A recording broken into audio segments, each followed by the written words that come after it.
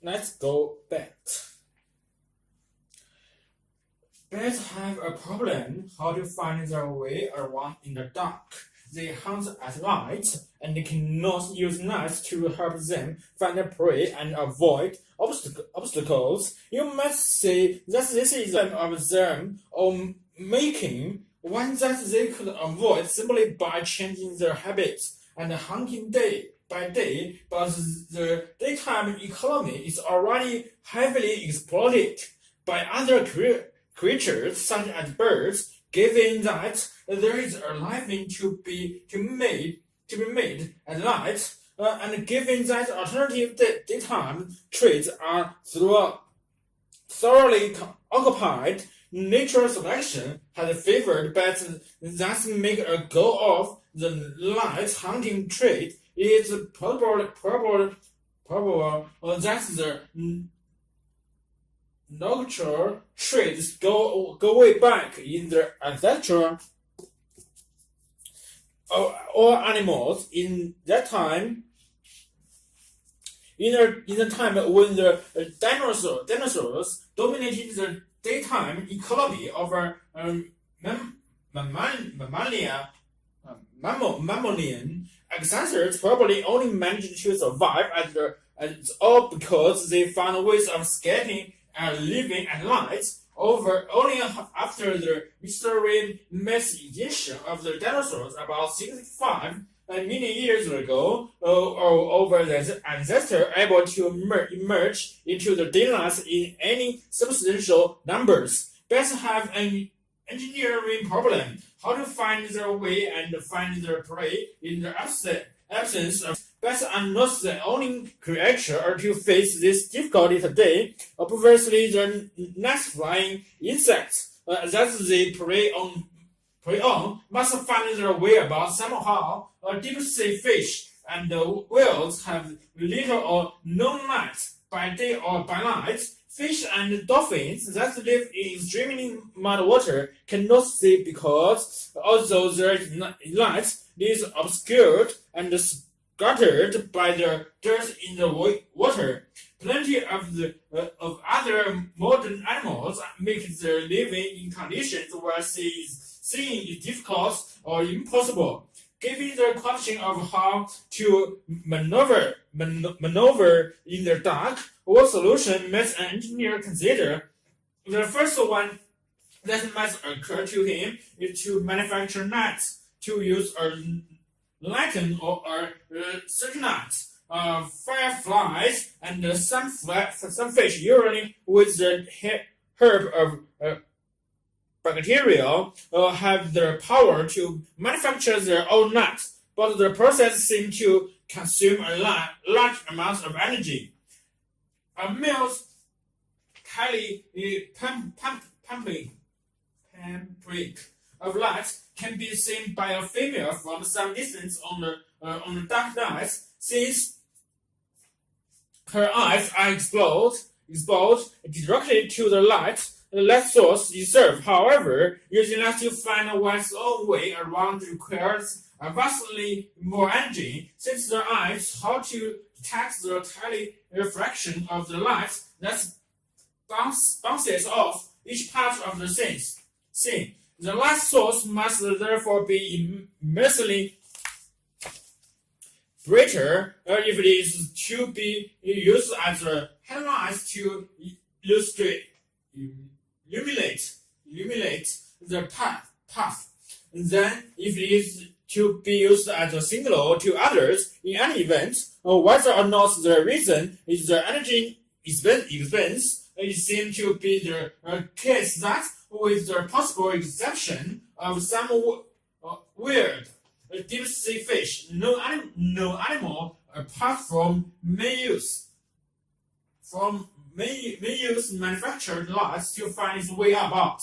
What else must the engineer think of? Well, blind humans sometimes seem to have an uncanny sense of obstacles in their path. It has been given the name visual vision because blind people have reported that it feels a bit like their sense of touch on their face. One report tells of a totally blind boy who could ride his tricycle at good speed around the block near his home using facial vision. Experiments showed that, in fact, facial vision is nothing to do with touch or the front of their face, although the sensation may be referred to the front of the face, like the referred pain in a phantom lamp. The sensation of facial vision, it turns out, running goes in through their ears. Blind people, without even being aware of the facts, are actually using echoes of their own footsteps and of other sounds to sense the presence of obstacles. Before this was discovered, engineers had already built instruments to exploit the principle. For example, to measure the depth of the sea under a ship. After this technique had been invented, it was only a matter of time before weapons designers adapted it for the detection of submarines. Both sides in the Second World War relied heavily on this device under such code names as ASIC, British, and Sonar, American, as well as Radar, American, or RDF, British, which use radio echoes rather than sound echoes. And the Sonar and Radar pioneers didn't know it is them, but all the world now knows that bats, or rather nature selection working on bats, had perfected the system tens of millions of years earlier, and the radar achieved a feat of detection and navigation that would strike an engineer dumb with admiration. It is technically incorrect to talk about bat radar, since they do not use radio waves. It is sonar, but the underlying mathematical theories of radar and sonar are very similar, and much of our scientific understanding of the details of what bats are doing has come from applying radar theory to them. The American geologist Dr. Griffin, who was largely responsible for the discovery of sonar in bats, coined the term echolocation to cover both sonar and radar, whether used by animals or by human instruments. Making every drop count. This history of human civilization is in tune with the history of ways we have learned to manipulate water resources, and towns gradually expanded. Water was brought from increasingly remote sources, leading to sophisticated engineering efforts such as dams and aqueducts. At the height of the Roman Empire, 9 major systems with innovative layouts of pipes and were built. Spheres supplied the occupants of Roman with as much water per person as is provided in many parts of the industrial world today. During the Industrial Revolution and the population explosion of the 19th and the 20th century, the demand for water rose dramatically. Unprecedented construction of tens of thousands of monumental engineering projects designed to control floods, protect clean water supplies, and provide water for irrigation and hydropower. brought great benefits to hundreds of millions of people. Food production has kept pace with soaring population, mainly because of the explosion of artificial irrigation system that make possible to growth of 40% of the world food. Nearly 1/5 of all the electricity generated worldwide is produced by turbines spun by the power of falling water. Yes, there is a dark side of this picture. Despite our progress, half of the world's population still suffers with water service inferior to this available to the ancients, the Greeks, and the Romans. And the United Nations reports on access to water reiterated in November 2001. More than 1 billion people lack access to clean drinking water. Some 2.5 million do not have adequate sanitation service. Preventable water-related diseases kill or estimated 10,000 to 20,000 children every day, and the latest evidence suggests that we are falling behind in effort to solve this problem. The consequences of our water policies extend beyond jeopardizing human health. Tens of millions of people have been forced to move from their homes, often with little warning or compensation. To make a way for this reservoirs behind dams, more than 20% of the freshwater fish species are now threatened or endangered because dams and water withdrawals have destroyed the free-flowing river ecosystem, or they thrive. Certain irrigation practice degradable soil quality and reduce agricultural productivity.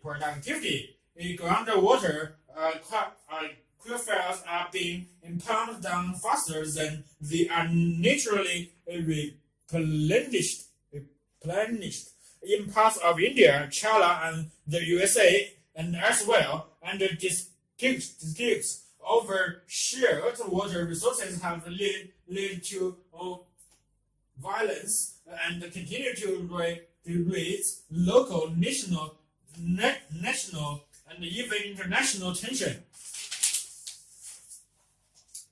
Other offsets of the new manual, however, the way resource planners think about water is beginning to change. The focus is slowly shifting back to the provision of basic human and environmental needs as top priority. Ensure some for all instead of more for some. Some water experts are now demanding that existing infrastructure be used in smarter ways rather than building new facilities, which is increasingly considered the option of last, not first resort. This shift in philosophy has not been universally accepted, and it comes with strong opposition from some established water organizations. Nevertheless, it may be the only way to address successfully the problems of providing everyone with clean water to drink, adequate water to grow food, and a life free from preventable water-related illness. Fortunately and unexpectedly, the demand for water is not rising as rapidly as some predicted. As a result, the pressure to build new water infrastructure has diminished over the past 2 decades. Also, population, industrial outputs, and economic productivity have continued to soar in developing nations. the rates at which people withdraw water from aquifers, rivers, and lakes has slowed, and in a few parts of the world, demand has actually fallen.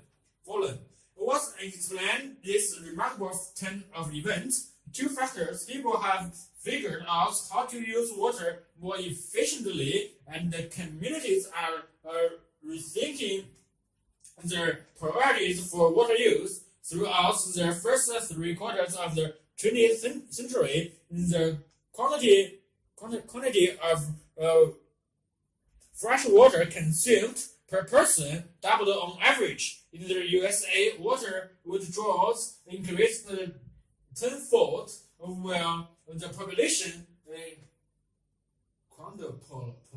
But since 1980, the amount of water consumed per person has actually decreased. Thanks of a range of new technologies that help to conserve water in home and industry. In 1965, for instance, Japan used approximately 13 million gallons of water to produce $1 billion US dollars of commercial outputs. By 1989, this had dropped to 3.5 million gallons,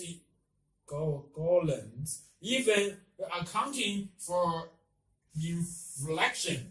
Almost a drop of water productivity in the USA. Water withdrawals have fallen by more than 20% from their peak in 1980.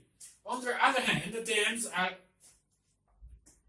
aqueducts, and other kinds of infrastructure will still have to be built, particularly in developing countries where basic human needs have not been met. But such projects must be built to higher specifications and with more accountability to local people and their environment than in the past. And even in regions where new projects seem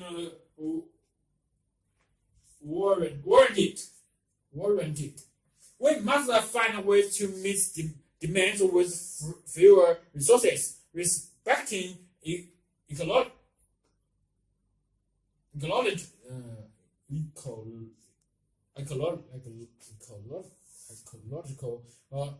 criteria and to the smaller budgets.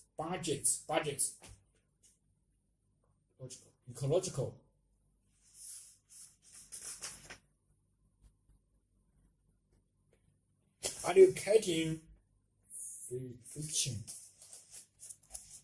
Educating Fisher by Brennan Newman is a book which looks at radical new approaches to learning, describing the efforts of emotion, imagination, and the unconscious of learning. One theory discussed in the book is that proposed by George Nozick, which focuses on the power of suggestion.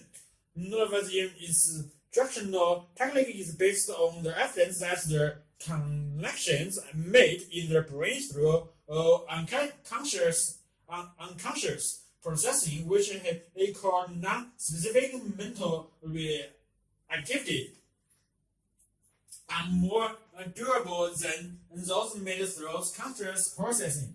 And besides the laboratory evidence for this, we knew from our experience that we often remembered what we have perceived peripherally.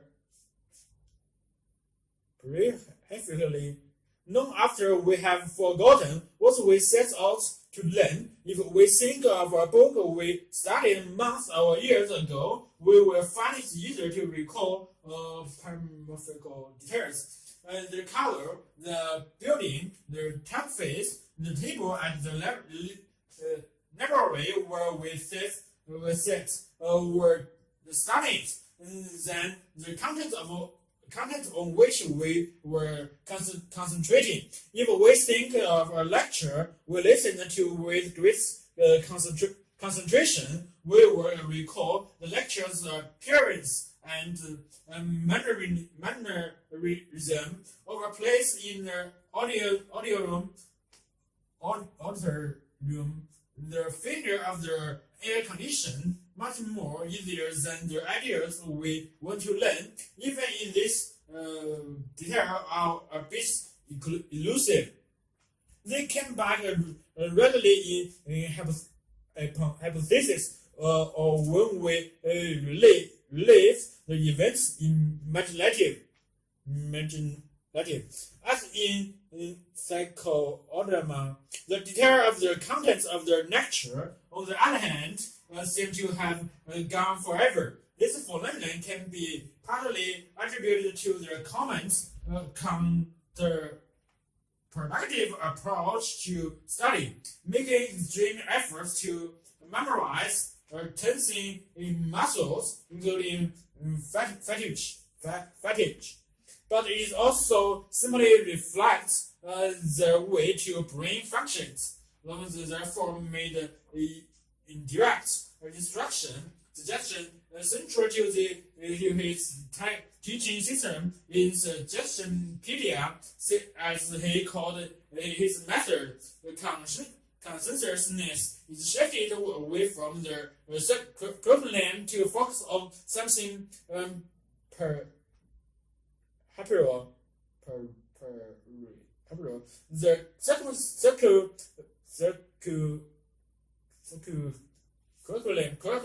curriculum then becomes and is dealt with by the reserve capability of the brain.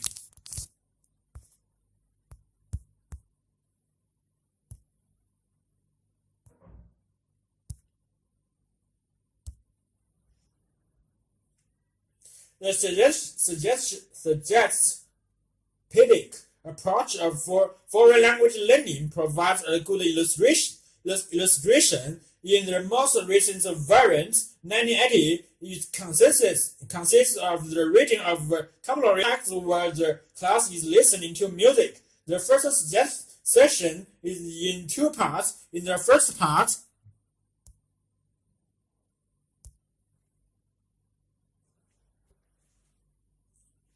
the music is classical, and the teacher reads the text slowly and solemnly.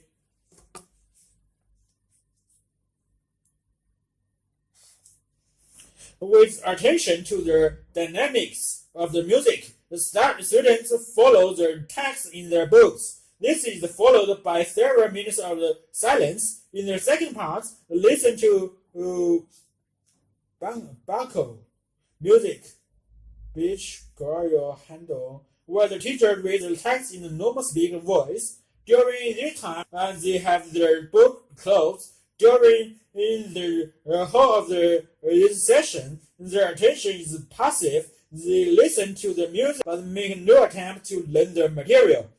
Beforehand, the students have been carefully prepared. Though meeting with the staff and satisfied students, they develop the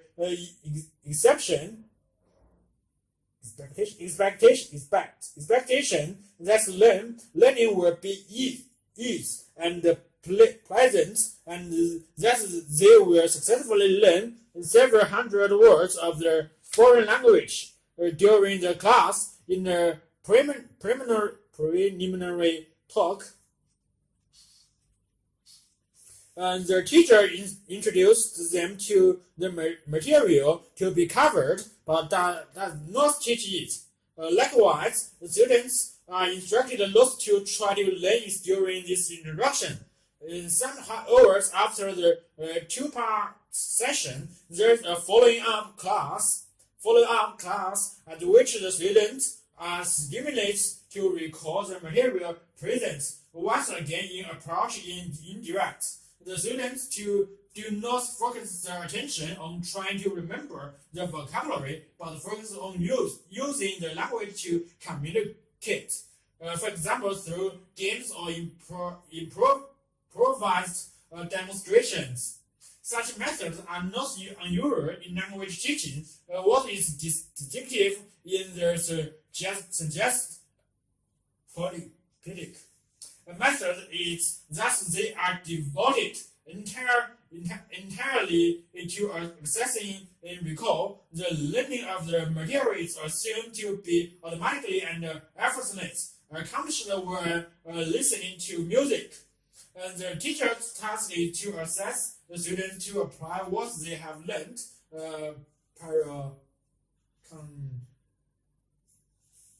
conscientiously, and in doing so, to make it easier accessible to conscientiousness. Another difference from conventional teaching is the evidence that students can regularly learn 1,000 new words of the foreign language during a Suggested session, as well as grammar and idiom. Those experienced with teaching by direct suggestion during sleep, hypothesis, and trace states, but found such a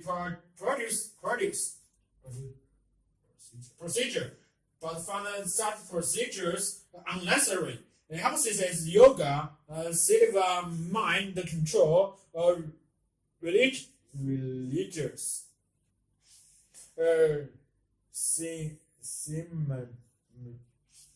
and faith healing are all associated with successful suggestion, but none of their techniques seem to be essential to it. Such a ritual may be seen as placeballs.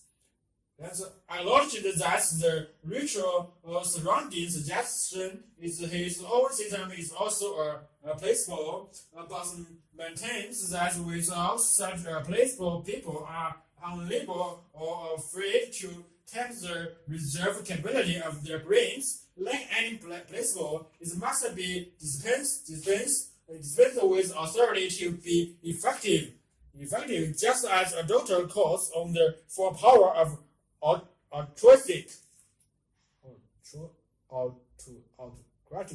autocratic suggestion by insisting that the patient take precisely this one capsule or precisely 3 times a day before a meal. That is categoric in insisting that the suggestive session be conducted exactly in the manner designated by trained and accredited teacher. Where suggestorpedia has gained some notoriety through success in the teaching of modern language. Few teachers are able to emulate the spectacular results of Lewis and his social act. We can perhaps attribute medical results to inadequate placebo effects. The students have not developed the appreciate mindset.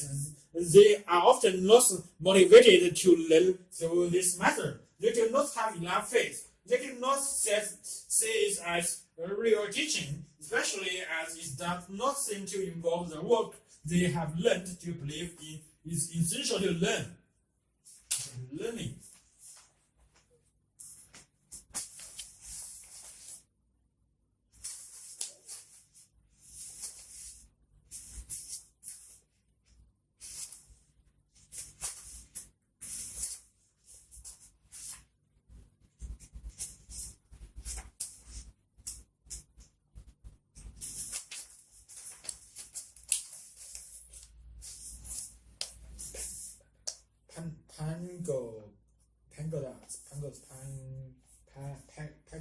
Pagodas.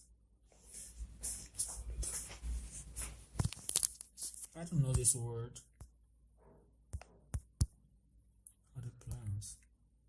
Sorry. Panagos.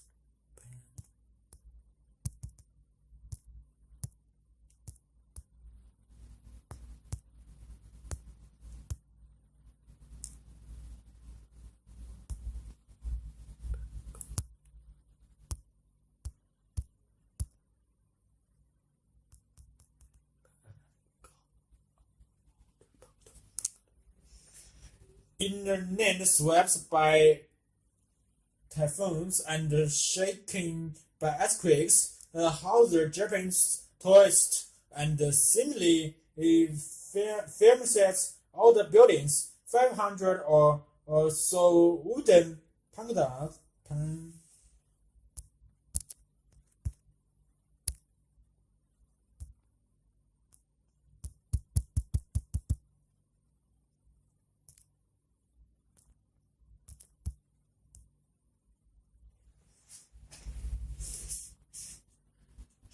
remained standing for centuries.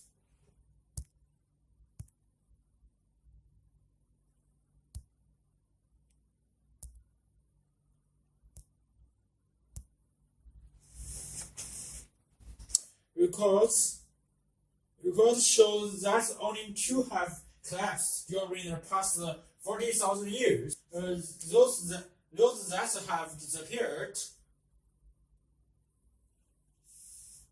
were destroyed by fire as a result of lightning or civil war. The disasters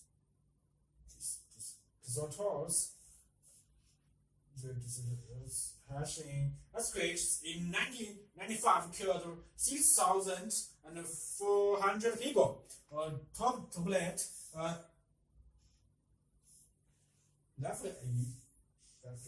highways, flattened office blocks, and devastated the past area of Corp. Yes, this left the magnificent five-story palace to at the Thai temple in nearby Kyoto unscratched. Though it leveled a number of buildings in the neighborhood, Japanese scholars have been mystified for ages about why these tall, slender buildings are so stable. It was only 30 years ago that the building industry feels confident enough to erect office blocks of steel and reinforced concrete that had more than a dozen floors, with special shock absorbed to dampen the effects of sudden sideways movements from the earthquake. The 36-story buildings in central Tokyo, Japan's first skyscraper, was considerable a masterpiece of modern engineering which was built in 1968. Yet in 826, with only pages and widgets to keep this wooden structure upright, the master builder Cablish had low hesitation in sending his majestic Taoji Pangda soaring 55 meters into the sky, nearly half of the height of the sky built some 11th century later. Clearly, Japanese carpenters of the day knew a few tricks about allowing a building to swing and center itself rather than fight nature forces. But what sorts of tricks?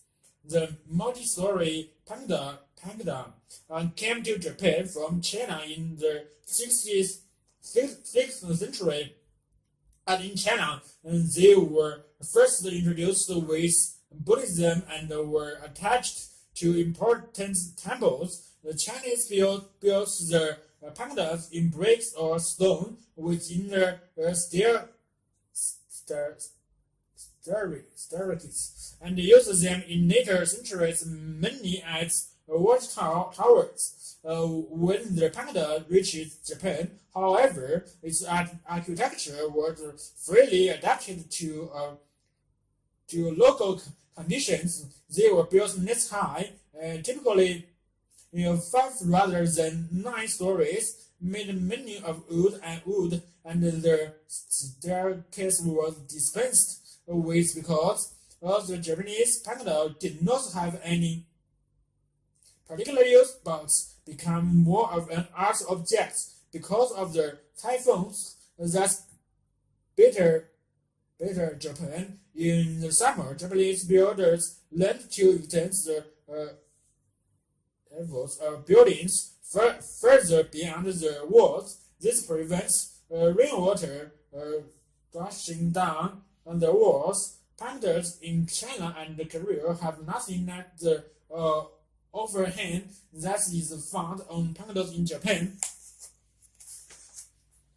The roof of a Japanese temple building can be made to overhang the side of the structure by 15% or more the building's overall width. For the same reason, the builders of Japanese panels seem to have further increased their width by choosing to cover this extended efforts not with the porcelain tiles of many Chinese panels, but with much heavier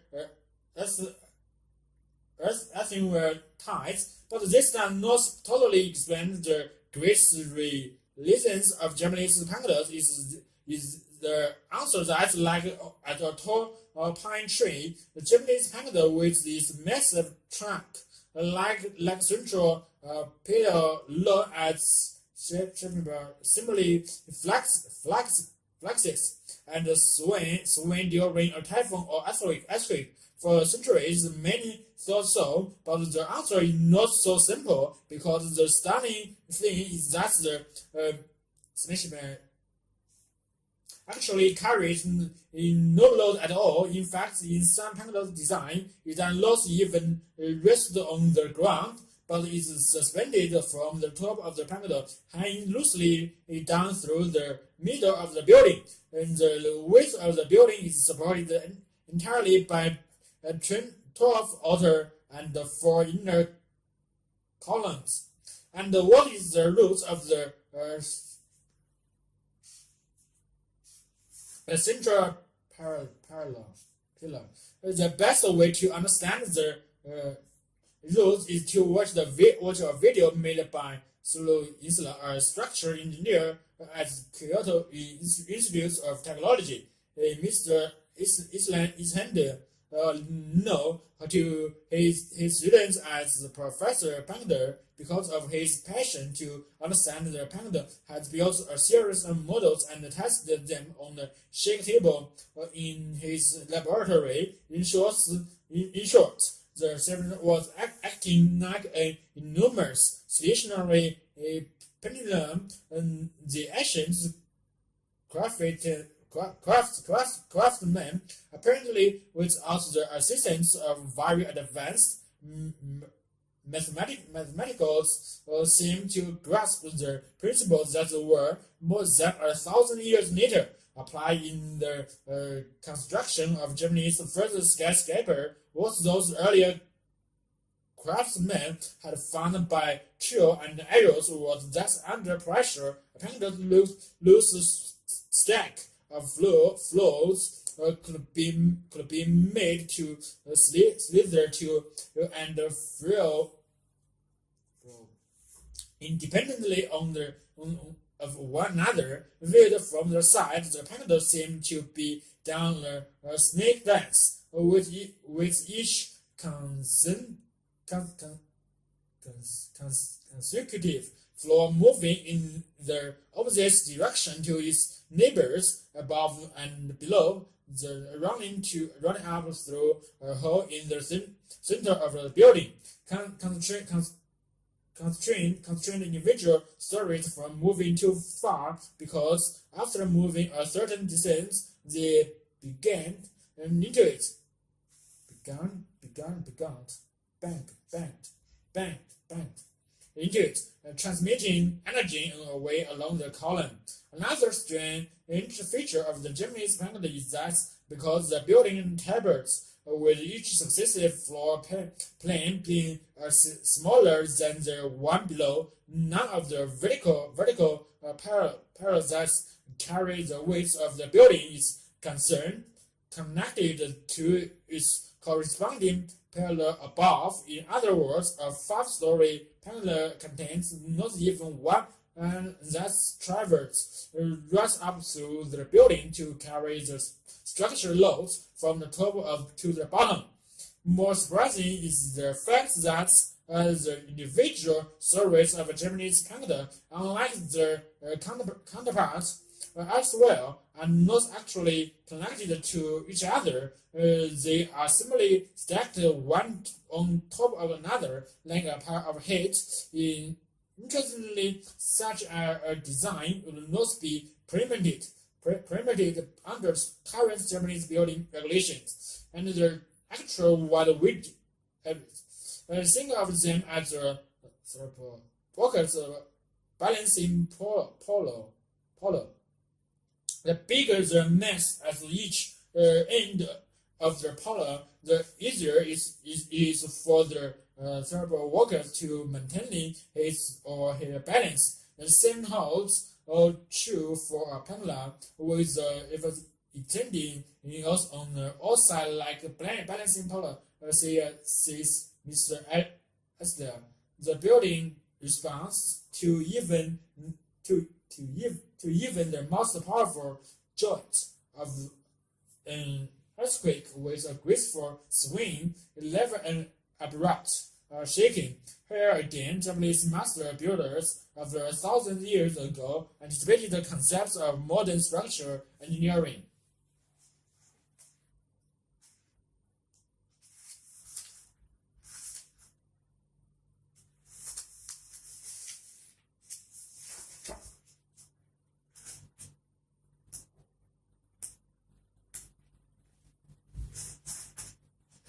The true cost of food.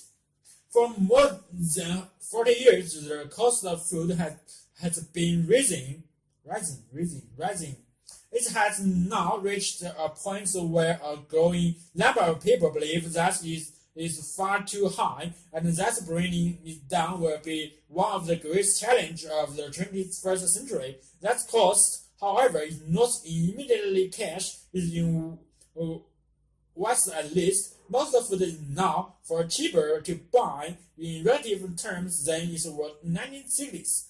The cost is in the collateral damage of the very method of food production as have made the food cheaper, in the pollution of water and the erosion of soil, the destruction of wildlife, the harm to animal welfare, and the threat to human health caused by modern industrial agriculture. First, the mechanization and the mass use of chemical fertilizers and pesticides, fertilizer and pesticides, the monocultures, the battery rearing of livestock, and now genetic engineering, the unwarned. Much of intensive farming has seemed unstoppable in the last half a century, as the yield produced has soared, but the damage has caused has been colossal. In Britain, for example, many of our best-loved farmland birds, such as the skylark, the grey partridge, the logwing, and the corn bunting, have vanished from huge stretches of countryside, as have even more wildflowers and insects. This is a direct result of the way we have produced our food in the last 4 decades. Thousands of miles of growth, thousands of pounds have disappeared from the landscape. The facial face of salmon farming has driven wild salmon from many of the sea locals and rivers of Scotland. Natural soil fertility is dropping in many areas because of continuous industrial fertilizer and pesticide use, while the growth of algae is increasing in lakes because of the fertilizer runoff. Putting it all together, and it looks like a battlefield, but consumers rarely make the connection at the dinner table. That is mainly because the causes of this damage are what economists refer as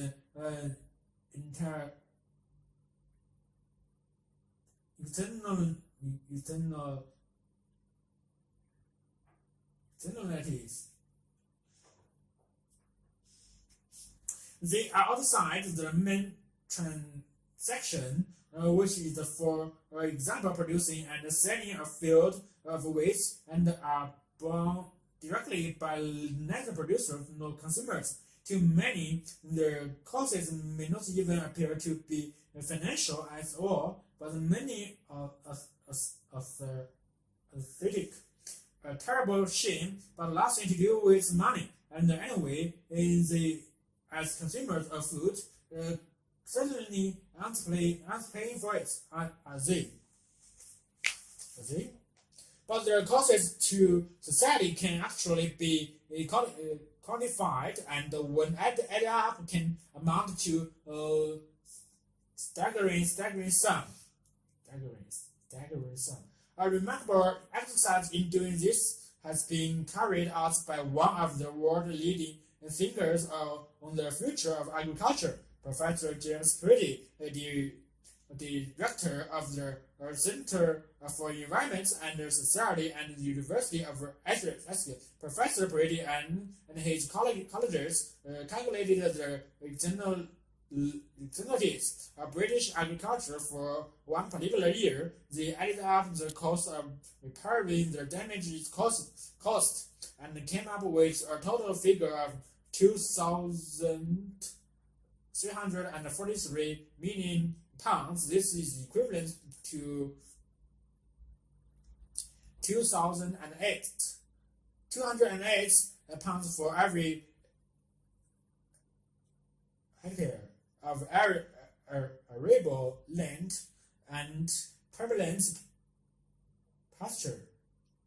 Almost as much again as the total government and the EU spent on British farming in that year, and according to Professor Brady, it was a conservative estimate. The cost includes 120 million pounds for removal of pesticides, 16 million pounds for removal of natives, 55 million pounds for removal of the soil, 23 million pounds for the removal of the bark from drinking water by water companies, 125 million pounds for damage to wildlife habitat, girls and dry stone wells, 1,113 million pounds for emissions of gases likely to contribute to climate change, 108 million pounds from soil erosion and organic carbon losses, 169 million from food poisoning, and 608 million pounds from cattle diseases. Professor Pretty draws a simple but memorable conclusion from all this. Our food bill are actually threefold. We are paying for over supposedly cheaper food in these separate ways. Once over the counter, secondly through over taxes, which provide the enormous subsidies propping up modern intensive farming, and thirdly, to clean up the mess that modern farming leaves behind.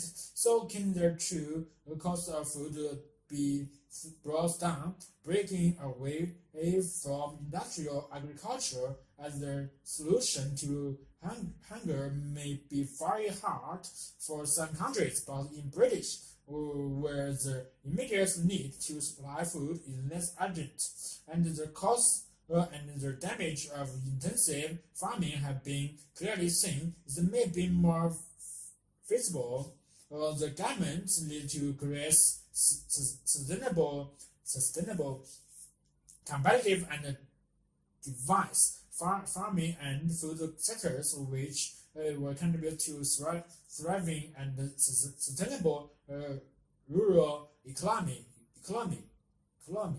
and advance environmental, economic, health, and animal welfare goals. But if industrial agriculture to be replaced, what is a viable alternative? Professor Pridfield feels that organic farming would be too big a jump in thinking and in practice for many farmers. Furthermore, the price premium would put the produce out of reach of the many poor consumers. He is recommending the immediate introduction of a greener food standard, which would push the markets towards more sustainable environmental practice than the current normal, where not requiring the full commitment to organic production. Such a standard would comprise a practice for different kinds of farming, in covering soil health, land management, water and energy use, food safety, and animal health. It could go a long way, he says, to shaping consumer as well as the farmer towards a more sustainable system of agriculture.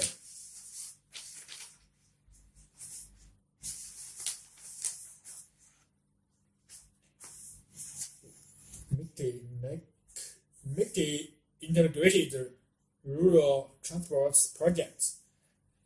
The disappointing results of many conventional road transport projects in Africa led some experts to rethinking the strategy by which rural transport problem was to be tackled at the beginning of the 1980s. Requests for help in improving the availability of transport within the remote Mekti districts of southern and western Tanzania presented the opportunity to try a new approach.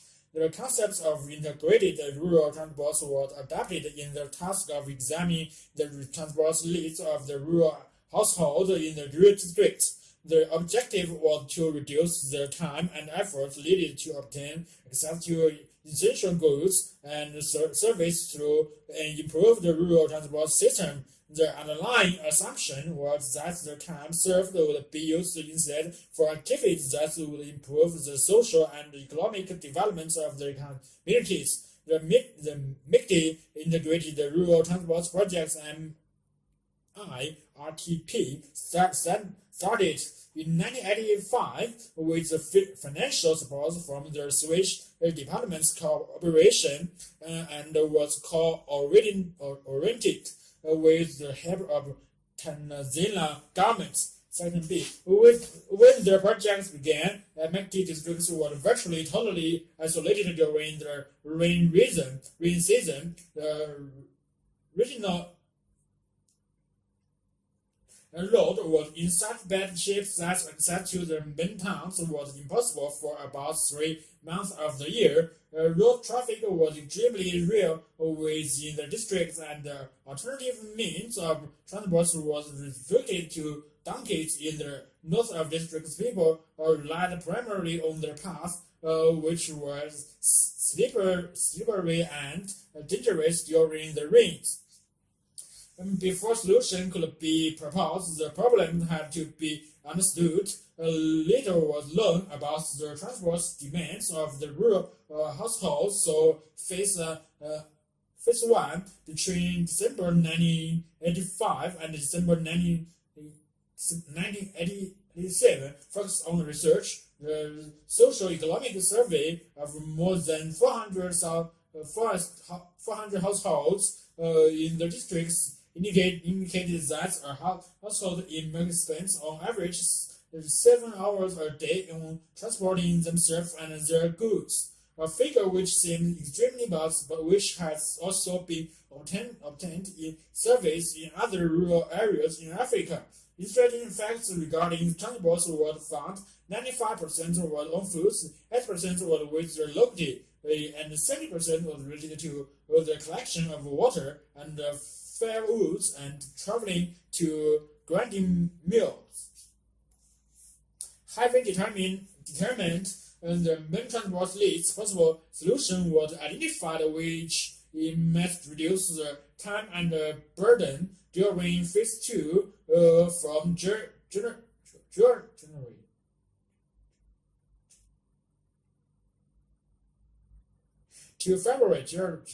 to February 1991. A number of approaches were implemented in efforts to improve mobility and access to transport. An improvement of the road network was considered necessary to ensure the imports and exports of goods to be distinct. This improvements were carried out using methods that were heavily dependent on labor. In addition to the improvement of roads, this method providing training in the operation of a mechanical workshop and bus and truck service. However, the difference from the conventional approach was that this time consideration was given to local transport needs outside and the road network. Most goods were transported along the path, that provide shortcuts up and down on the hillside, but the paths were a real safety risky and made the journey on foot even more arduous. It made sense to improve the path by building steps, handrails, and bridges. It was uncommon to find means of transport that were more efficient than walking, but less technological advanced than motor vehicles. The use of bicycle was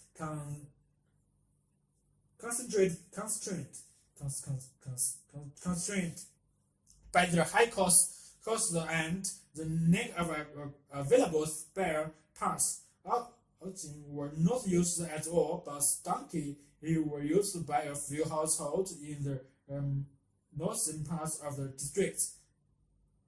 MIRTP focused on what would be most appropriate for the inhabitants of Mekti in terms of what was available, how much they could afford, and what they were willing to accept.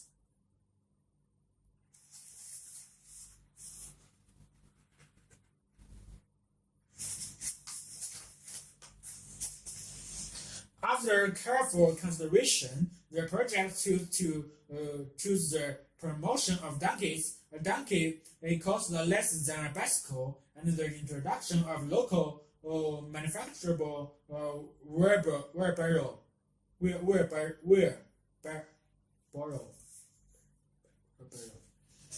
At the end of phase 2, it was clear that the selected approach to manage transport problem had different degrees of success.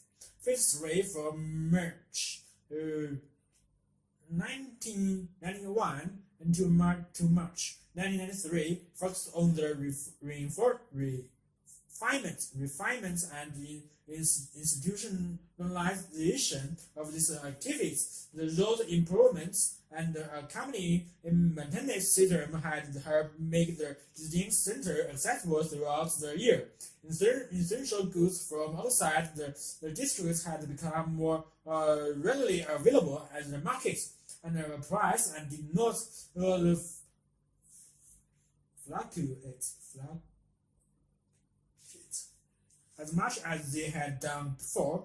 Paths and the secondary roads were improved only at the request of communities who were willing to participate in construction and maintenance. However, the improvement path implied the inhabitants and requests for assistance greatly increased soon after only a few improvements had been complete.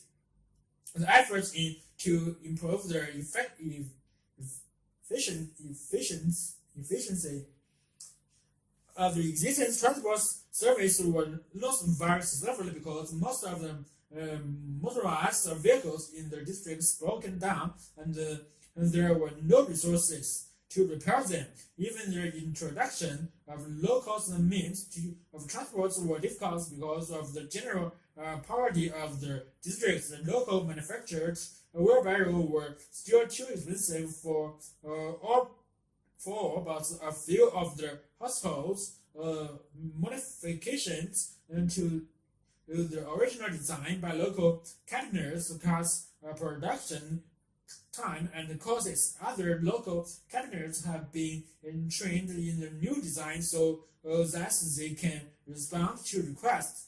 Nevertheless, a local produced wooden wheelbarrow, which costs around 5,000 and 10,000 Sicilian, less than $20 in local market, and it is about one quarter the cost of the mental wheelbarrow. It's still too expensive for most people. Donkeys, which were imported to the districts, have become more common and contribute, in particular, to the transportation of crops and goods to markets. Those who have bought donkey are many from richer households, but with an increased supply through local breeding, donkeys should become more affordable. Meanwhile, local initiatives are promoting the renting out of the existing donkey. It should be noted, however, that a donkey which adds to 20,000 selling cost less than a bicycle is still an investment equal to an average household's income over half a year. This clearly illustrates the need of supplementary measures if one wants to assess the rural poor. It would have been easy to criticize the MIRTP for using in the earlier phase of a top-down approach in which decisions were made by experts and officials before being handed down to communities, but it was necessary to start the process from the level of the governmental authorities of the districts. It would have been difficult to respond to the requests of villagers and other rural inhabitants without the support and understanding of district authorities. Today, nobody in the districts argue about the importance of improved paths and using expensive means of transport, but this is the result of dedicated work over a long period, particularly from the officers in charge of community development.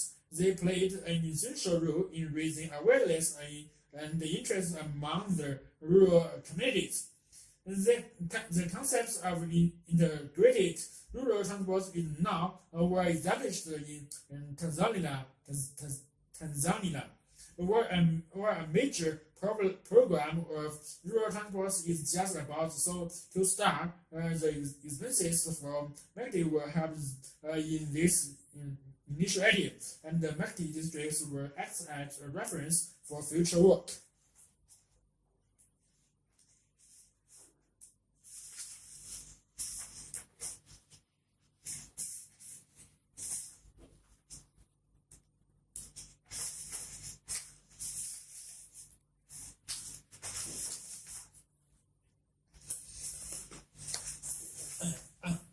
intelligence.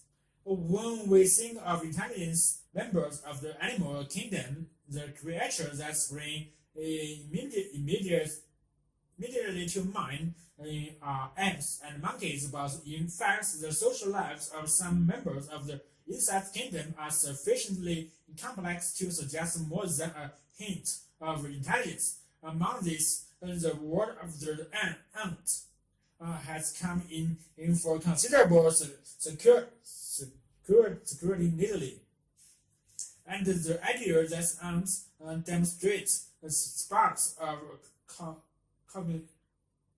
calculation has certainly not been rejected by those involved in these investigations. Ants store food, repel attackers, and use chemical signals to contact one another in case of attack. Such chemical communication can be compared to human use of visual and auditory chances, and in religious chants, advertising images and jingles, political slogans, and martial music to arouse and propagate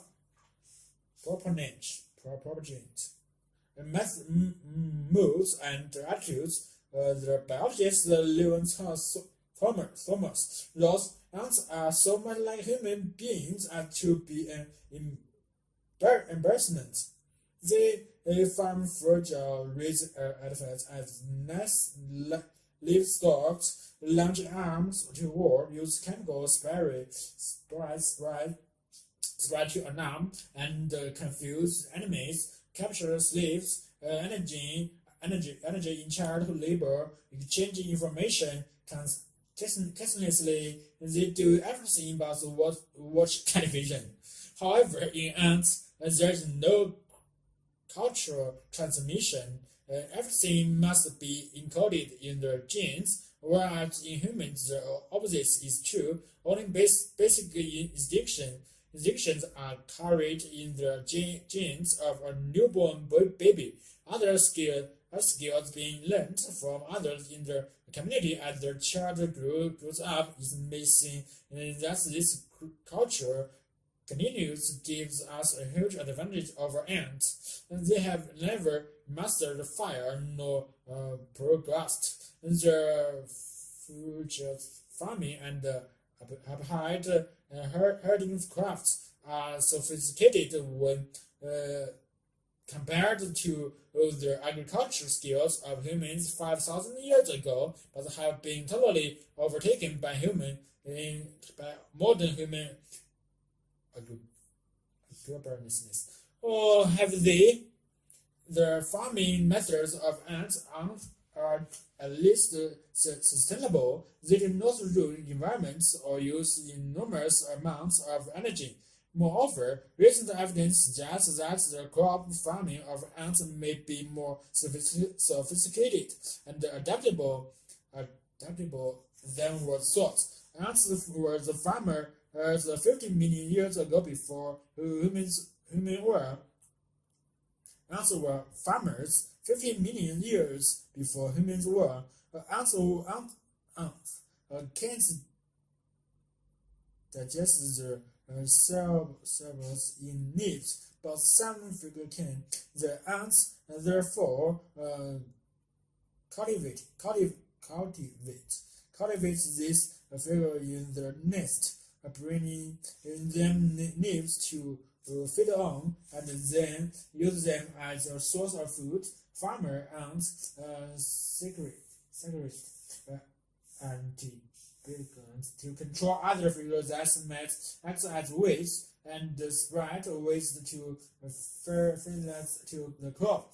This was one source that the plants that ants cultivate was a single type that they had essentially unchanged from the distinct past. Not so Ulrich, the master of the Maryland and his colleges genetically screened 962 different types of fragments taken from ants' nest. This turned out to be highly divided. It seems that ants are continually demonstrating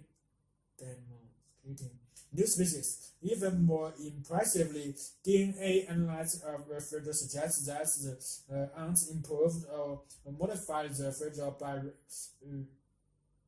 regularly swapping and sharing in string with neighbors at ants colonies. Whereas prehistorical made had no exposed to urban lifestyles, the forcing house of intelligence, the evidence suggests that the ant level lived in urban setting for close on 100 million years, developing and maintaining underground cities of specialized chambers and tunnels. When the survey Mexico City, Tokyo, Los Angeles were amazed at what has been accomplished by humans, is hodl and with magnificent work for ant lovers. The ants described a super colony of the ants on the west coast of was reported to be composed of 360 million workers and a million queens living in 4,500 interconnected nests across a territory of 2.7 square kilometers. Such enduring and cities measured lives of technical achievements outstripped by far anything achieved by our distant ancestors were hailed as masterpieces had the cave patent. In southern France and elsewhere, dating back some 20,000 years, ant societies existed in something like their present form more than 70 million years ago. Besides this, prehistoric man looks technological primitive. Is this then some kind of intelligence, elements of different kind? Research conducted at Oxford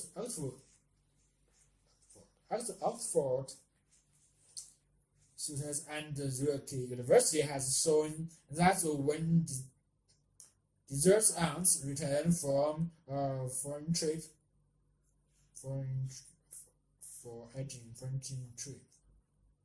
they navigate by integrating bearings and distances, which they continuously update in their hands. They combine the evidence of visual landmarks with a mental library of local directions, and all within a framework which is consulted and updated, so ants can learn too. And in a 12-year program of work, Robert and Ramsey have found evidence that ants can transmit very complex message.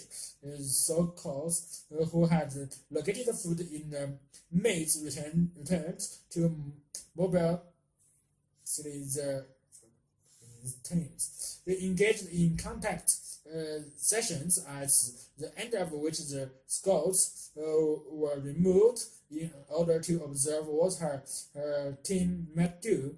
Often the frogs were proceeded to the exact spots in the maze where the food had been elaborated. Precautions were taken to prevent the team using other clues. The discussion now centers on whether the route through the maze is communicated as a left-right sequence of turns or as a compass bearing and the distance message. During the courses of this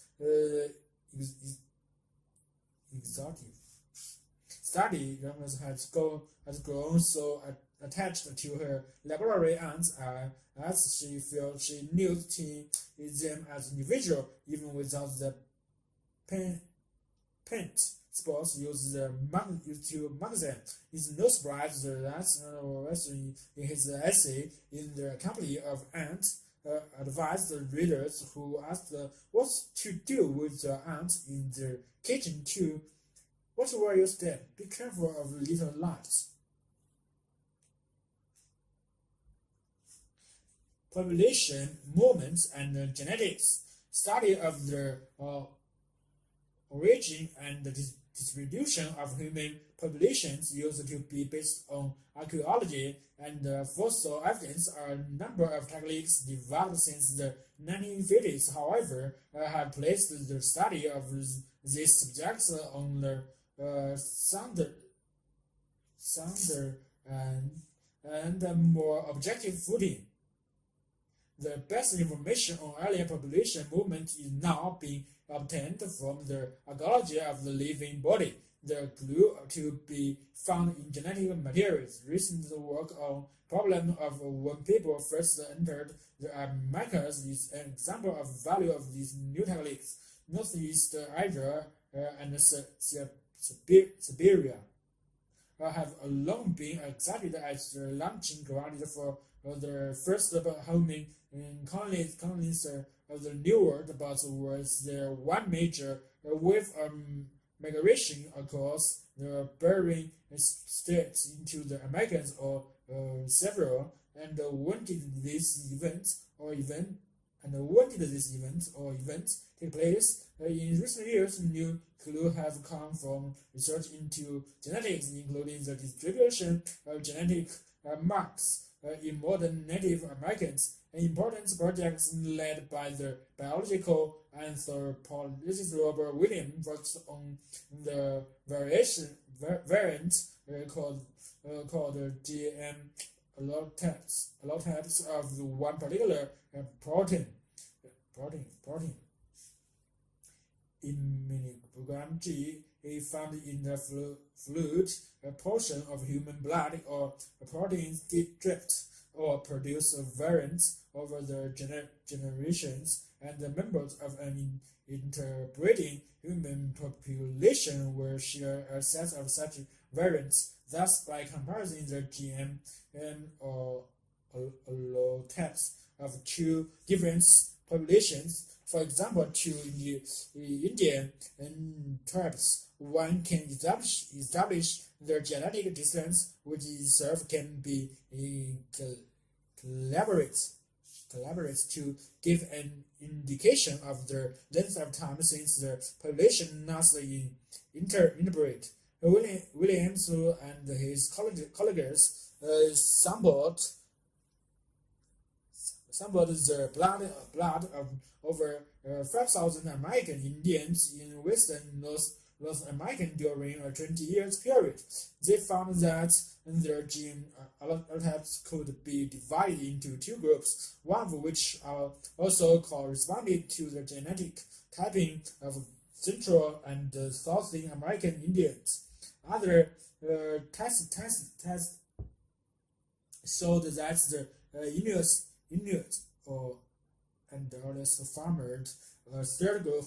From this evidence, it was deduced that there had been three major waves of migration across the Bering Straits. The first apart India wave more than 50,000 years ago was ancestral to all Central and South American Indians. The second wave, about 40,000 to 12,000 years ago, brought the development ancestors of the Navajo and Apache, who only migrated south from Canada about 600 or 700 years ago. The third wave, perhaps 10,000 or 9,000 years ago, saw the migration from Northeast Asia of groups ancestral to the modern Askew. How far does the other research support this conclusion? Genetics has studied chemical DNA in blood samples from the three widely separated Native American groups, from Indians in Amazon and India on the Mexico and the Indians in the upper Amazon region of Brazil, as would have been predicted by Robert Williams in the work. All three groups appear to be descended from some ancestral population. And there are two other kinds of research that have thrown some light on the origins of the Native American population. They involve the study of tooth and of languages. The biological anthropologist Chris Temple is an expert in analysis of changing physical characteristics in human teeth. He argues that tooth crowns and roots have a high genetic component,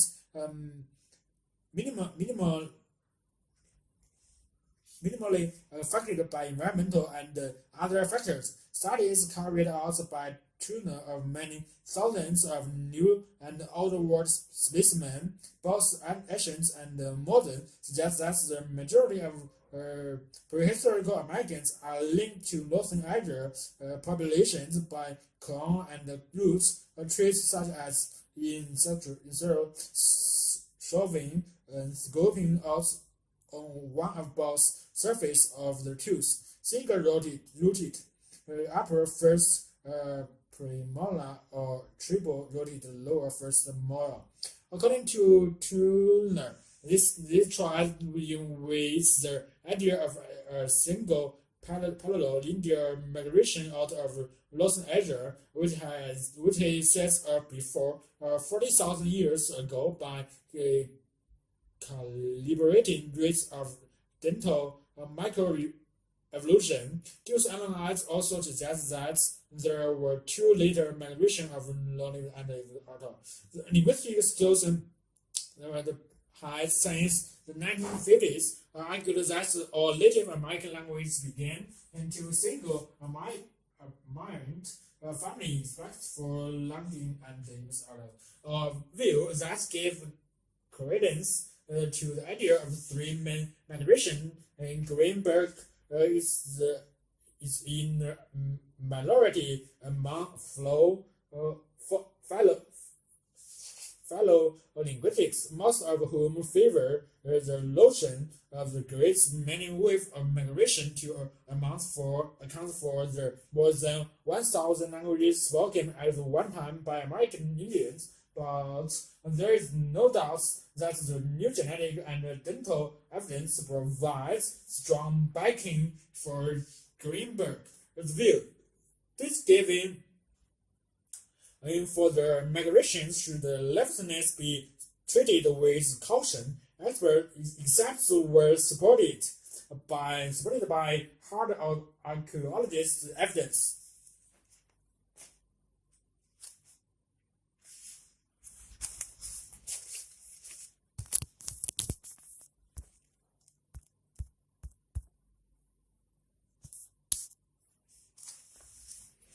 Forests are one of the main elements of our nature heritage. The declining of European forests over the last decades and a half has led to an increasing awareness and understanding of the serious imbalance which threaten them. European countries are becoming increasingly concerned by major threats to European forests, threats which know no forest fronted other than those of geography or climate, air pollution, soil deterioration, the increased number of the forest fire, and sometimes even the mismanagement of our woodland and forest heritage. There has been a growing awareness of the need for countries to get together to coordinate their policies. In December 1990, Strasbourg hosted the first ministerial conference on the protection of European forests. The conference brought together 31 countries from both Western and Eastern Europe. The topic discussed includes the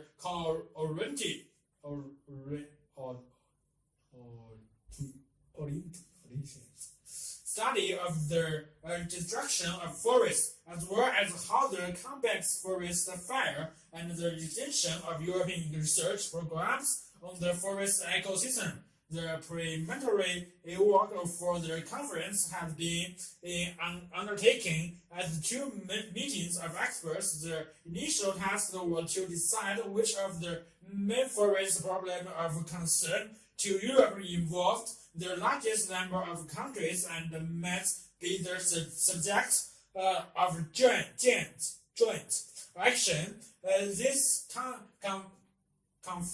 Those confined to particular geographical areas, such as countries bordering the Mediterranean or the Nordic countries, therefore had to be discouraged. However, this does not mean that in future they will be ignored. As a whole, European countries see forests as performing a triple function: biological, economical, and recreational. The first is to act as a green lung for our planet by means of photosynthesis. Forests produce oxygen through the transmission of solar energy, thus fulfilling what for humans is the essential role of immense non-polluting power plants. At the same time, forests provide raw materials for human activity through their constantly renewed production of wood. Finally, they offer this condiment spent 5 days a week in urban environments and unrevived area of freedom of unwind and take part in a range of leisure activities such as hunting, riding, and hiking. The economic importance of forests has been understood since the dawn of man. Wood was the first fuel. The other aspects have been recognized only for a few countries, but they are becoming more and more important. Hence, there is a real concern throughout Europe about the damage to the forest environment, which threaten these 3 basic rules. The myth of the nature forest has survived, yet there are effectively no remaining primary forests in Europe. All European forests are artificial, having been adapted and exploited by man for 1,000 years. This means that a forest policy is vital. That is must transcend national frontiers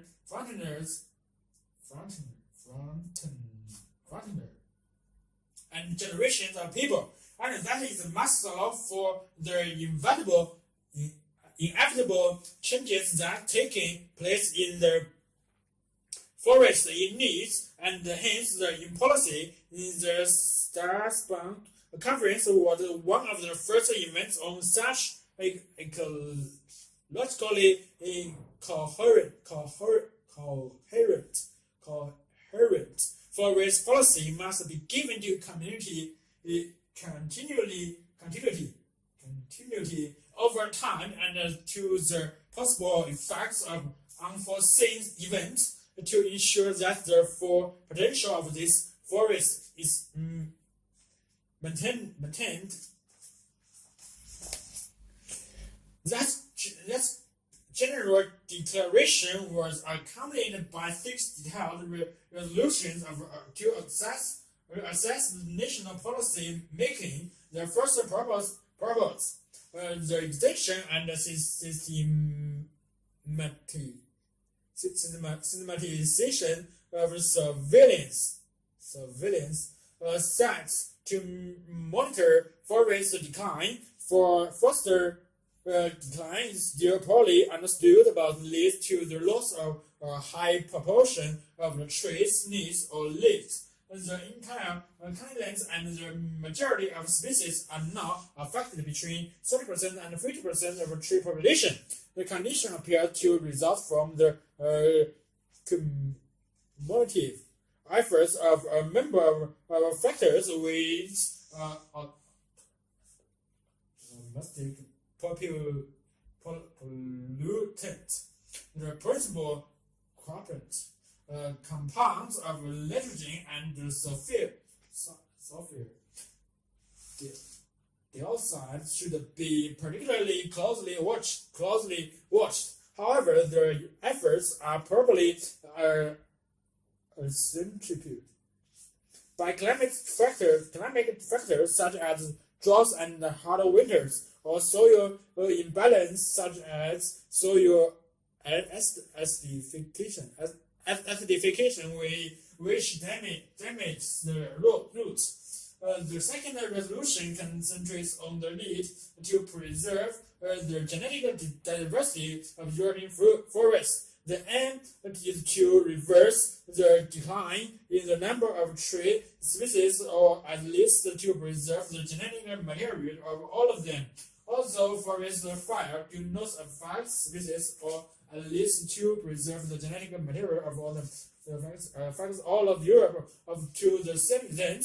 And the amount of damage caused the expert to propose as the third resolution that the Summit Conference consider the establishment of the European Data Bank on the subject. All information used in the development of national preventive policy will become generally available. The subject of the fourth resolution discussed by the minister was mountain forest. In Europe, it is undoubtedly the mountain ecosystem which has changed the most rapidly and is most at risk. A tightly scattered permanent pollution and development of leisure activities, particularly skiing, have resulted a significant long-term change to the local ecosystem response. Developments include professional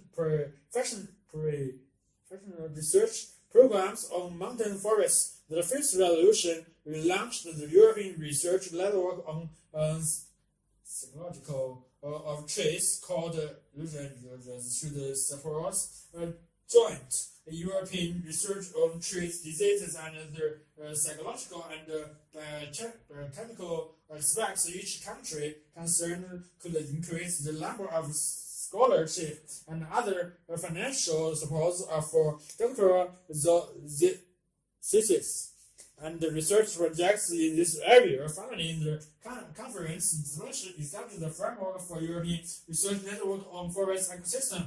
This would also involve harmonism activities in individual countries, as well as identifying a number of priority research topics relating to the production of a forest. The seventh conference main concern was to provide for the future. This was the initial motivation.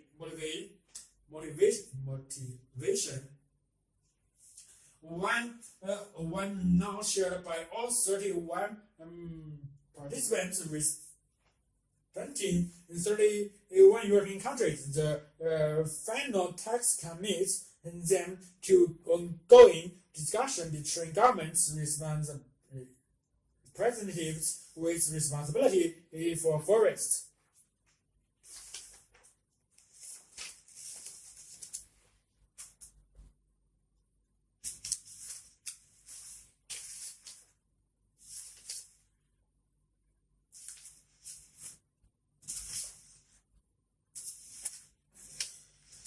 Pulling strings to build a pyramid.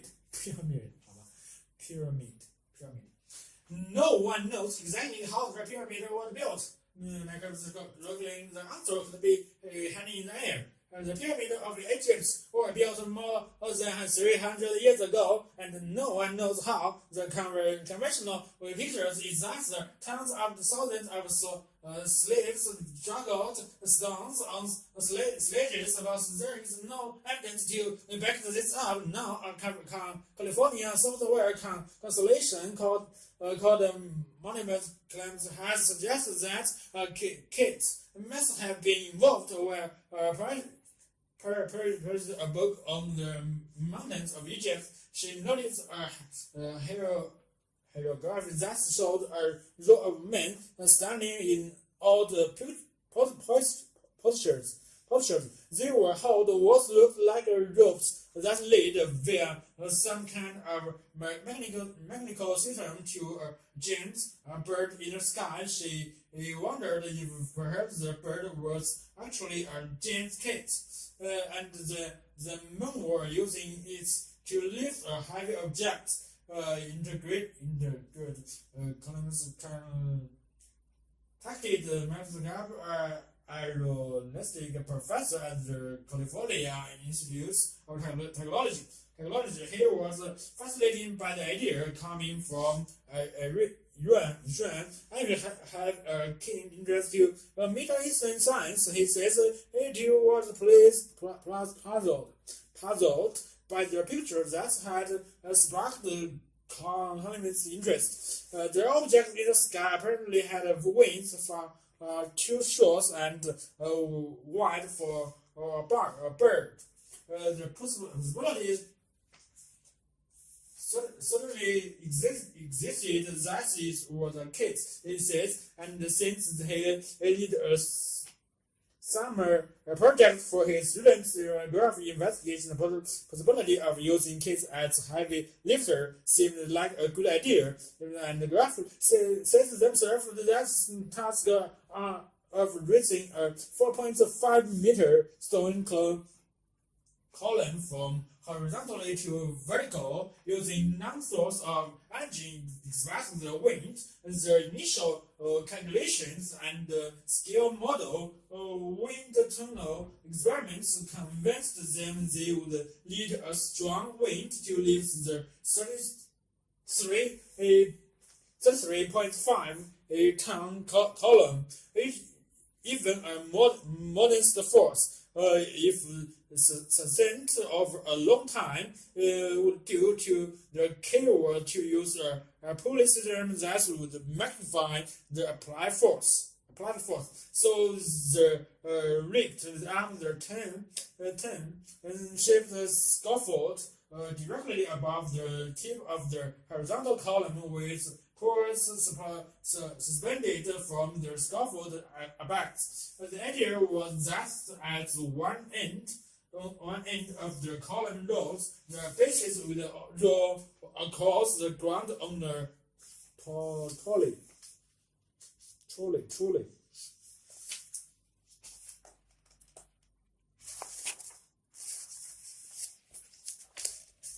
Earlier this year, the team put Colin's unlikely theory to the test using a 40 square meters rectangle lino sail. The kids lifted the column clean off the ground. We were absolutely stunned. Grab a sail. The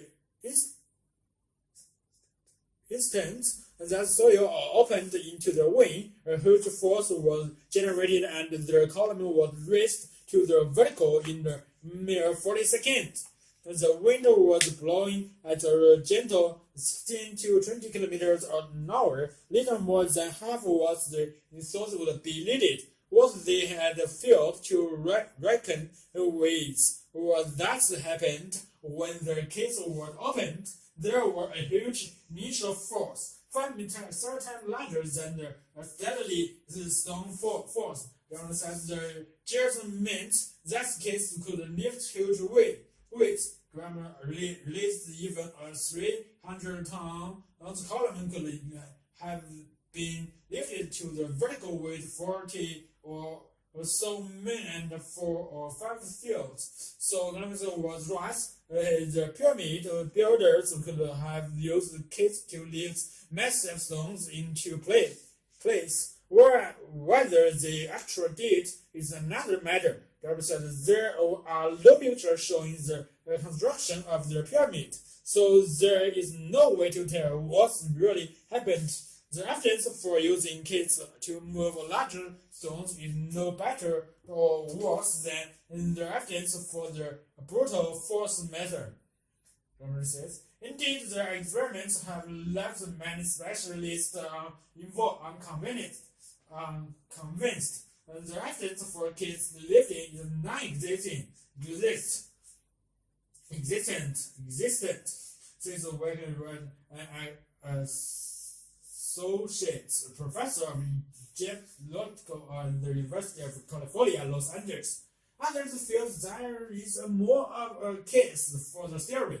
The window loss have been a problem for accomplishing solar sailors like the Egyptian, and they are known to have used wooden pulleys which could have been made strong enough to bear the weight of massive blocks of stone. In addition, there is some physical evidence that the ancient Egyptians were interested in flights. Wooden artifacts found on the step pyramid as looks uncanny like a modern gator.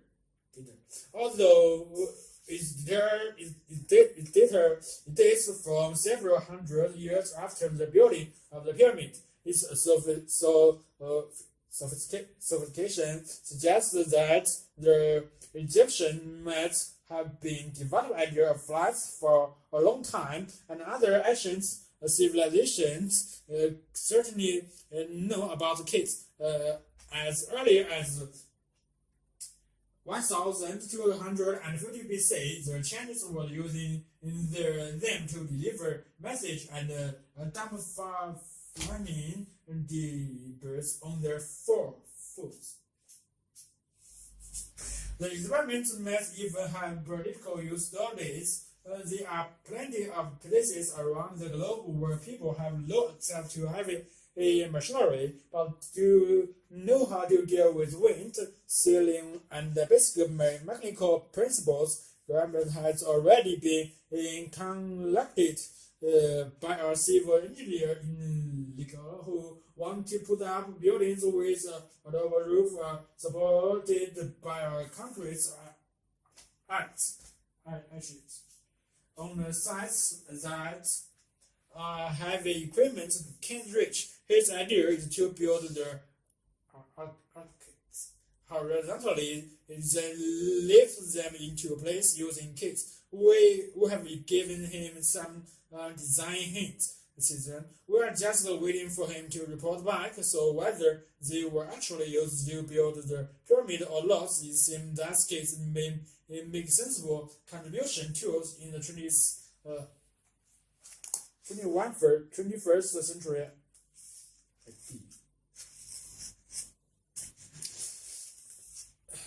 Endless harvest. More than 200 years ago, Russian explorers and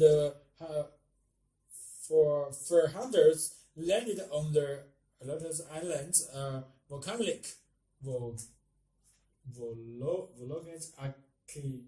archipelago in the northern Pacific,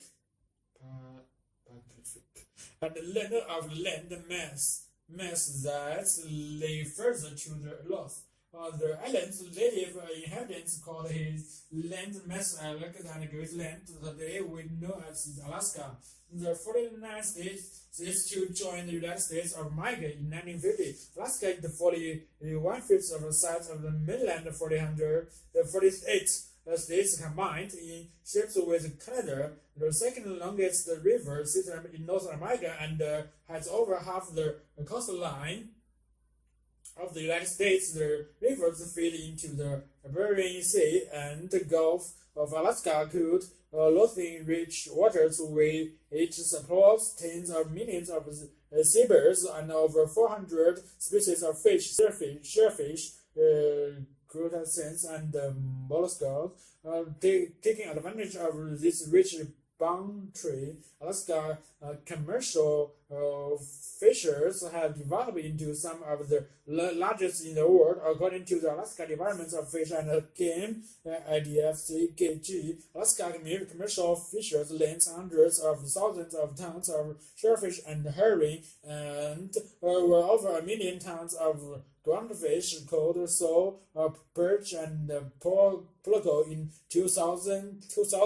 The true cultural heart and soul of Alaska fisher, however, is salmon.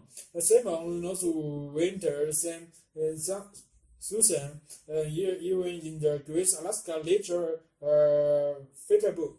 Facts book, pumping through Alaska like blood through a heart, bring a rhythmic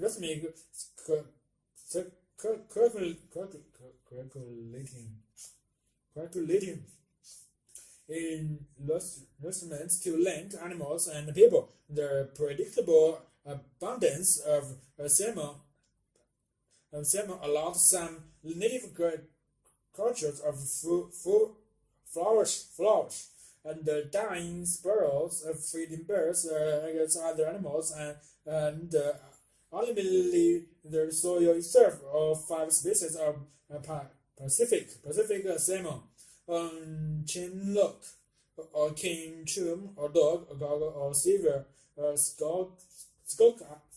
sockeye, or red and pink, or humpback, spawn in Alaska winter waters, and 90% of all Pacific salmon commercially caught in North America are produced there. Indeed, in Alaska was an independent nation to be the largest producer of wild salmon in the world. During 2000, commercial catches of Pacific salmon in Alaska exceeded 320,000 tons, with an actual vessel value of over $260 million.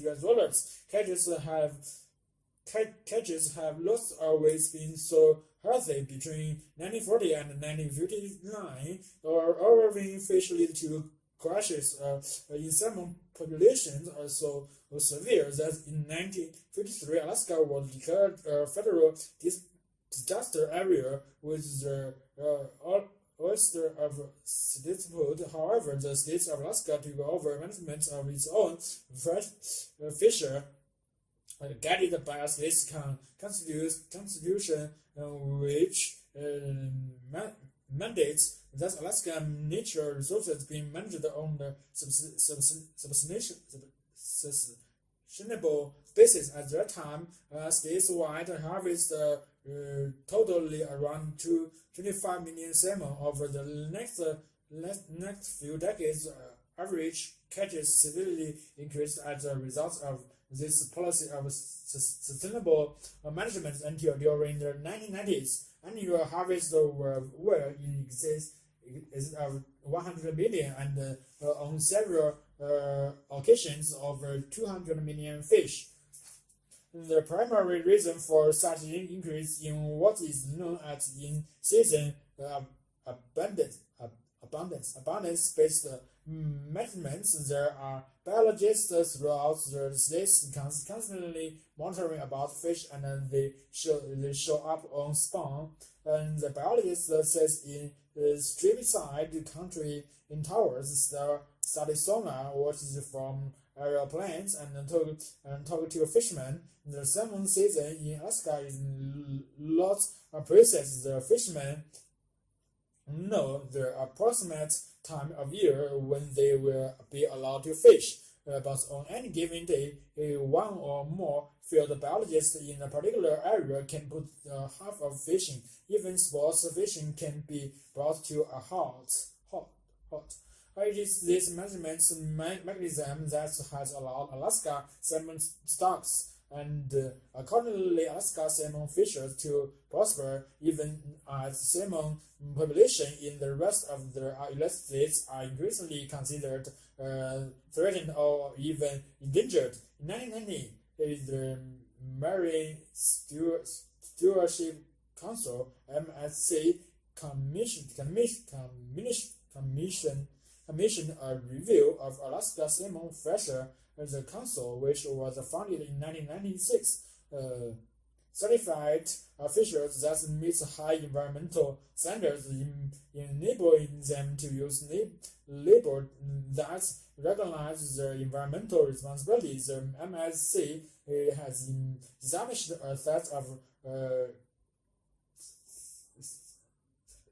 criteria by which commercial fishers can be judged, recognizing the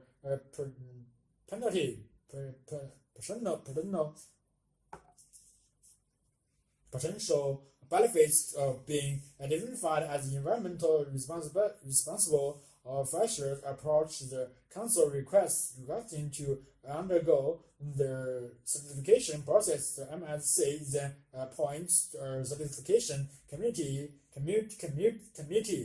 composed of a panel of fishery experts which gather information and opinions from fishermen, biologists, governments, officials, industrial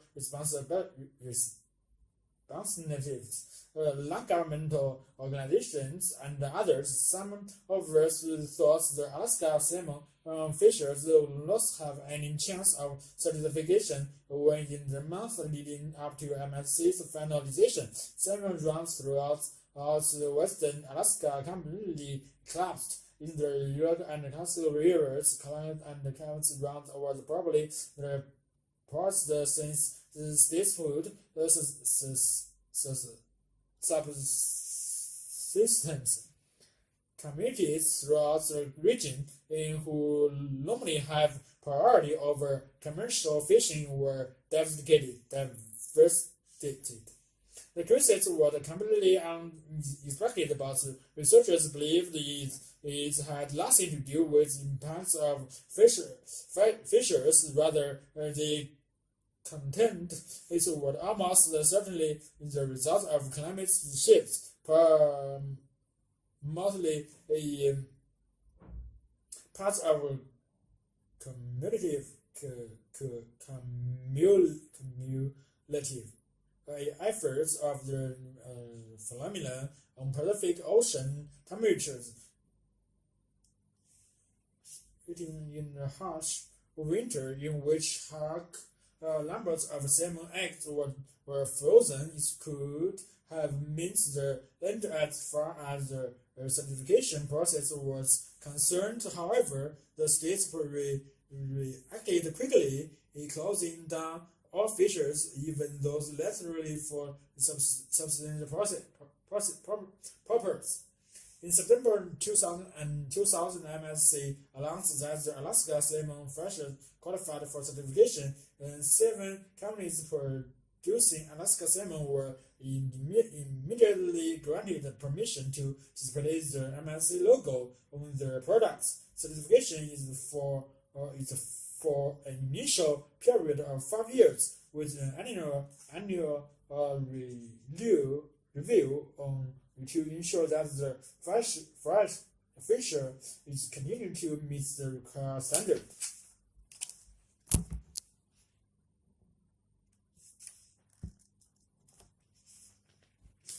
Effects on noise. In general, it is plausible to suppose that we should prefer peace and quiet to noise, and yet most of us have had the experience to having to adjust living in the mountains or the countryside because it was initially too quiet. An experience that suggests that humans are capable of adapting to a wide range of noise level. Researchers about this view, for example, Glass and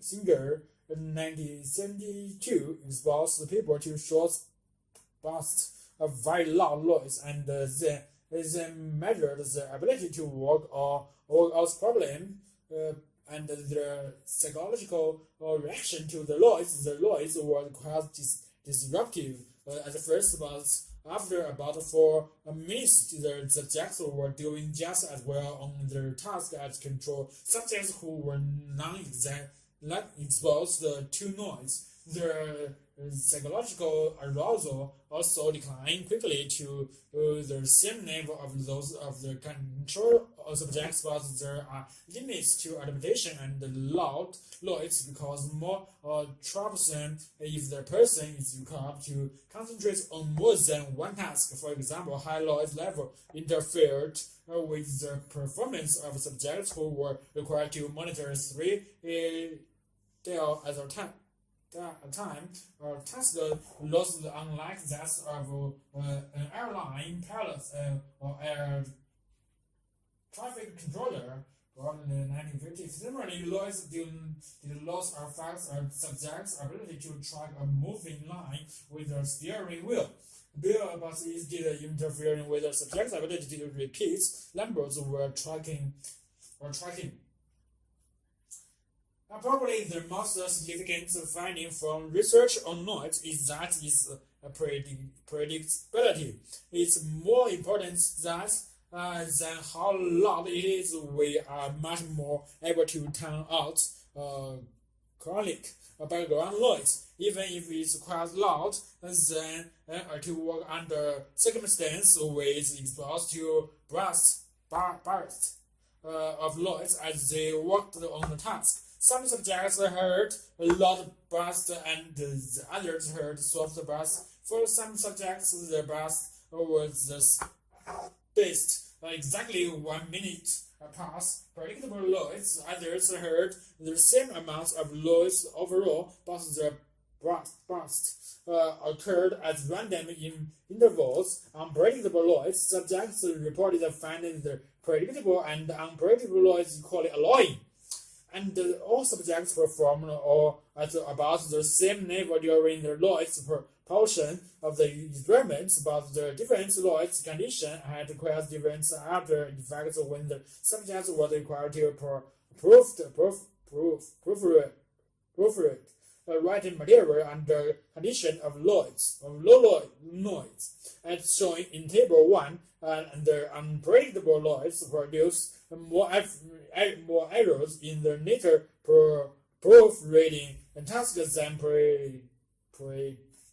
predictable noise, and the soft unpredictable noise actually produces slightly more errors on the task than the loud predictable noise. Apparently, unpredictable noise produces more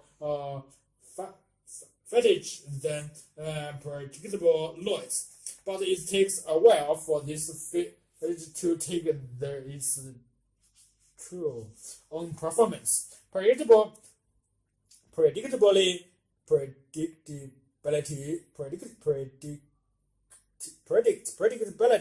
is not the only variable that reduce or eliminate the negativity effects of noise. Another is the control. If the individual knows that he or she can control the noise, this seems to eliminate both its negative effects at the time and its after effects. This is true even if the individual never actually exercised his or her option to turn the noise off. Thus, and the singer 1972, just the knowledge that one has control is sufficient.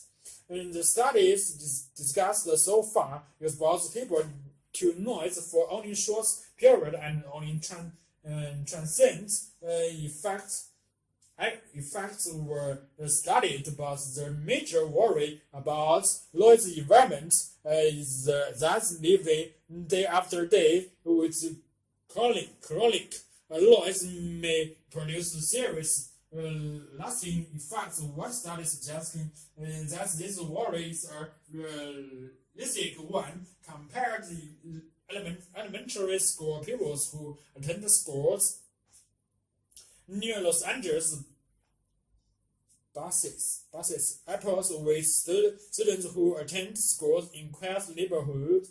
It was found that children from the noisy schools had higher blood pressure and were more easily distracted than those who attended the quiet schools. Moreover, there was no evidence of adaptability to the noise. In fact, the longer to the children had attended the noise school, the more destructible they become, their effects also seem to be long-lasting. Follow-up studies showed that children who were moved to less noisy classrooms still showed greater destructibility 1 year later than students who had always been in the quiet schools. It should be noted that the two groups of children had been carefully matched by the investigators so that they were comparable in age, ethnically, race, and social classes.